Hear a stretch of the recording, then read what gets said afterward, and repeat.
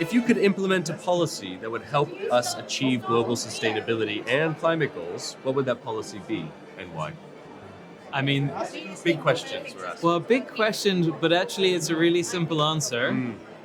Create a realistic carbon price. You put 100 euros a ton price of carbon, and we'll make our sustainability goals.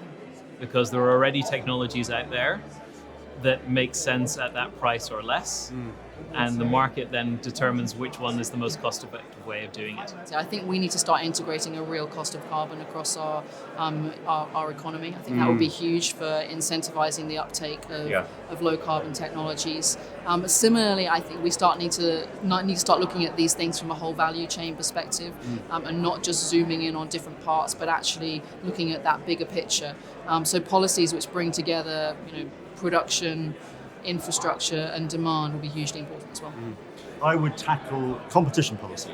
We need to talk about the cost of sustainable production. We need to talk about long-term low prices in food. That means farmers don't get enough to be able to look after their farms, care for their families and mitigate against the climate crisis. But also it means that companies can't share their best practice on how they can collaborate together. So we need a competition policy framework put into competition law in the UK, which allows for free competitive collaboration, talking about price, so the cost of sustainable production can be baked in to supply chains. So I would put science-based targets for nature higher on the agenda.